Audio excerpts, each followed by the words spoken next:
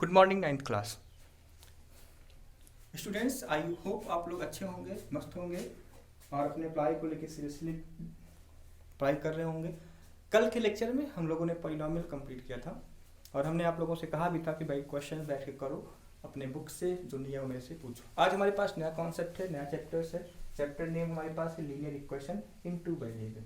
ठीक है ना। लीनियरिटी की बात करूँ तो लीनियर समझो क्या है, पहले जिसकी पावर क्या हो जाए बच्चे, 1। ठीक है ना। इक्वेशन का मतलब क्या हुआ, टू साइड्स समझते हो, लेफ्ट हैंड साइड और राइट। ठीक है ना। टू वेरिएबल्स का मतलब क्या हुआ, एक्स एंड। तो इक्वेशन हमको जो है जनरेट करना है, लीनियर मतलब पावर 1 होनी चाहिए। इक्वेशंस मतलब इस तरह का, टू वेरिएबल्स का मतलब एक्स वाई। ठीक है ना। समझ गए बात तो नहीं समझ गए। तो डिफिनेशंस की बात कर लूँ, बहुत ही आसान चैप्टर है, एक दिन में कंप्लीट होगा। ठीक है ना। या हम कह सकते हैं 2 दिन में लेके चलेंगे, कोई बहुत बड़ी बात नहीं, 2 दिन में पढ़ा दूंगा। लेकिन आज जो है डिफिनेशंस, इसके बेसिस पे क्वेश्चंस। ठीक है। चलिए, एन इक्वेशन लिखते रहो बेटा। An equation is in the form ax plus by plus c is equal to 0। ठीक है ना। Is known as linear equations in। ठीक है ना। तो जो भी क्वेश्चंस होगा पहले हम इसको इस फॉर्म में लिखेंगे। One things is very important, first of all write the questions, sorry write the equation is in the form. Then one things, coefficient of x देखते रहो, क्योंकि यहाँ से एक क्वेश्चन एनसीईआरटी में दिया, पूरी की पूरी एक्सरसाइज दी हुई, find the coefficient, find the this and find this. तो find the coefficient of x क्या होगा बच्चे, y। कोएफिशिएंट ऑफ y क्या है, b। And the constant term is what, constant term क्या है, कांस्टेंट टर्म क्या बच्चे, c। ठीक है।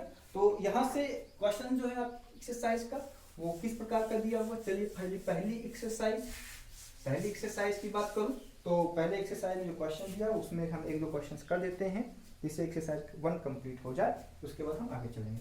लिखा है right the form ABC and find the value of A and B, ABCD। लिखिए क्वेश्चन ये है कि right the equation in ax plus by plus c is equal to 0, find a b c। ठीक है ना। तो क्वेश्चन हमारे पास ये, मैं 2 क्वेश्चंस कर दे रहा हूँ जिससे कि आपको बात समझ में आ जाए। 3x plus 2y is equal to 2.5। दूसरा दिया हुआ है 7x minus y is equal to 2y minus 5। चलिए देखिए करते हैं क्वेश्चंस।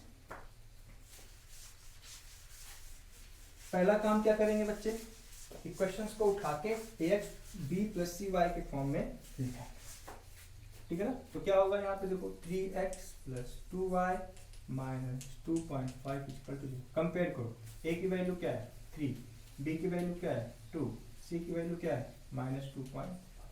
तो ये हमारा क्या हो जाएगा, 1 नंबर का क्वेश्चन पूछा जाएगा। यहाँ देख लो 7x minus 2y minus 5 equal to 0। यहाँ से a की वैल्यू हुआ 7, b की वैल्यू हुआ, c की वैल्यू हुआ -5। ठीक है। कंपेयर कर लोगे ना, वैल्यू कंपेयरिंग हो जाएगी ना। तो इस तरह से पहली एक्सरसाइज कंप्लीट। दूसरा जो कॉन्सेप्ट बन रहा है सोल्यूशन ऑफ। ठीक है ना। सोल्यूशन के बाद फिर ग्राफ, 3 चीजें हैं। एक तो हो गया लिखना आना चाहिए, एबीसी निकालना आ गया, दूसरा सोल्यूशन क्या है, और तीसरा जो बन रहा है ग्राफ। ठीक है ना। तो ग्राफ वाली चीज मैं कल डिस्कस करूंगा। आज छोड़ो, 2 दिन देते हैं आपको इस चैप्टर पे। ठीक है ना। इससे आपको भी थोड़ा सा रिलैक्स हो जाएगा, आपकी चीजें बन जाएंगी। ठीक है ना। सोल्यूशन ऑफ देखो यहाँ पे, solution of linear equation in 2 variable. ठीक है ना। आइए स्टार्ट करते हैं। सोल्यूशन का मतलब क्या होगा, ठीक है, the value of x and y, the value of x and y, the value of x and y which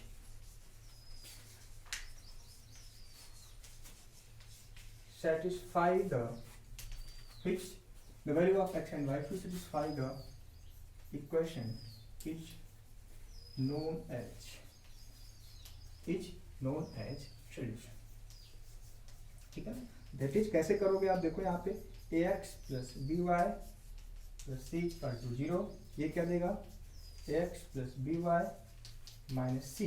एक को एक के टर्म में लिखो तो आप ये देखो बी वाई इक्वल टू क्या होगा minus c minus x, y equal to क्या होगा बच्चे minus c minus x upon. ठीक है, तो यहाँ पे देखो for different different value of x we have different different value of y। मतलब क्या होगा, कितने सोल्यूशन रखेंगे, सिस्टम हैज इनफाइनाइट सोल्यूशन। ठीक है ना, यहाँ पे बात समझो for different different value of x। आप 2 रखो, 3 रखो, 4 रखो, 5 रखो, 6 रखो, 7 रखो, 8 रखो। ठीक है ना, तो उस केस में क्या होगा बच्चे, देखो यहाँ पे इस केस में हमारे पास डिफरेंट डिफरेंट वैल्यूज आएंगे। अच्छा, एक चीज और ध्यान रखना, यहाँ पे कंडीशन जो है होल्ड करनी है, वो ये है कि a does not equal to 0, b does not equal to 0। क्योंकि जैसे ही 0 हुआ ये लीनियर ना होके कुछ और हो जाएगा, कांस्टेंट हो जाएगा। कोई भी कांस्टेंट 0 के इक्वल तब होगी जब वो खुद का कांस्टेंट 0 हो। ठीक है, तो one thing is very required for the definition में भी आप एक चीज डाल दो कि a does not equal to 0, b does not equal to 0। ठीक है ना, तो ये हो गया सोल्यूशन। आइए इस पे क्वेश्चंस करेंगे।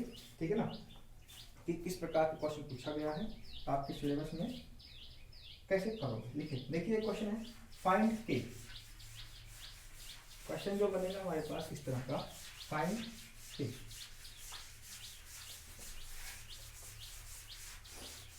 थ्योरी ऑफ इक्वेशन ये कहता है क्या, जितने वेरिएबल्स हैं उतने इक्वेशंस होने चाहिए, जितने वेरिएबल्स हैं उतने इक्वेशंस होने चाहिए, तो सिस्टम की सोल्यूशन एग्जिस्ट करेगा। अदरवाइज इनफाइनाइट सोल्यूशन रख सकते हैं या फिर नो सोल्यूशन रख सकते हैं। ठीक है ना, तो ये 2 क्वेश्चन इस पे करेंगे। एक तो ये है फाइंड के, देखो यहाँ पे फाइंड के। ठीक है ना, if x is equal to 1 and y is equal to 1, x is equal to 1, y is equal to 1 is solution of a square x plus ay है। find k, sorry question change हो रहा है, find k if x is equal to 1, y is equal to 1 satisfy the solution क्या है, equation क्या है 2x plus 3y equal to. देखिए x1 y1 क्या है, सोल्यूशन है, तो इक्वेशन क्या करेगा, सेटिस्फाई करेगा। लिखो since x equal to 1 and y equal to 1 is solution of the equation,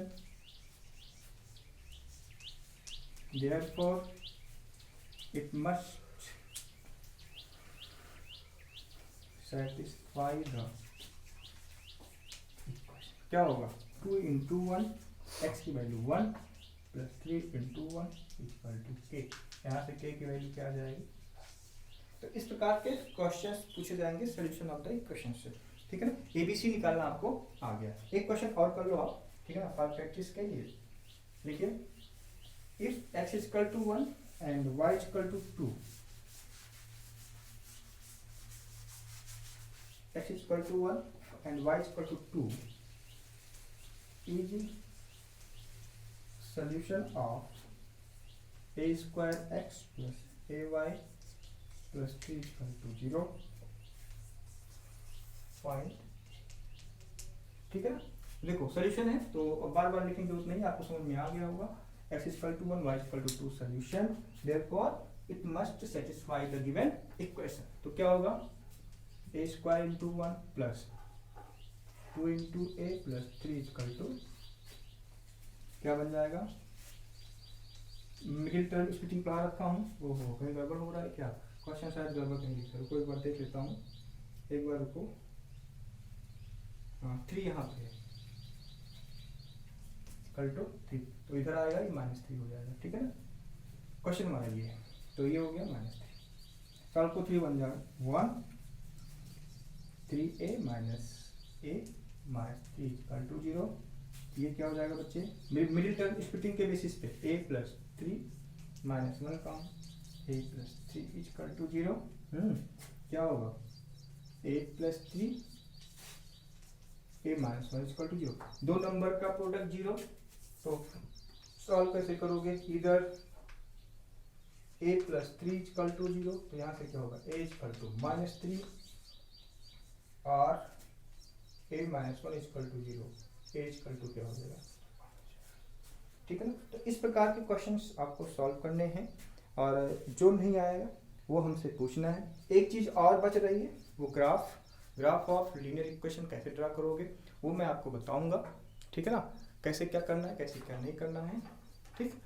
उसके बाद फिर हम नया चैप्टर डिस्कस करेंगे। इधर 2-3 चैप्टर बहुत ही आसान है, बहुत ही छोटे छोटे चैप्टर्स हैं, ठीक है ना, उनको हमें कंप्लीट करना जल्दी से, ये 2 दिन में कंप्लीट हो जाएगा। उसके बाद जो कोऑर्डिनेट ज्योमेट्री वो 1 दिन में कंप्लीट कर दूंगा, ठीक है, 15-20 मिनट में कंप्लीट हो जाएगा। आपको क्या करना होगा, क्वेश्चन सॉल्व करने हैं, ठीक है ना। उसके बाद फिर हम ज्योमेट्री में आएंगे। ज्योमेट्री में लंबा प्रोसेस है, लंबा चलेगा, है ना, उसके थ्योरम्स हैं, उसके क्वेश्चंस हैं, आपको करने हैं, जो नहीं आएगा पूछना है, ठीक है। तो आज के लिए इतना है बच्चे, पढ़ाई करो आप लोग, मन लगा के पढ़ो, और जो नहीं आए वो मेरे से पूछो, ठीक है ना। आज के लिए इतना बच्चे, थैंक यू।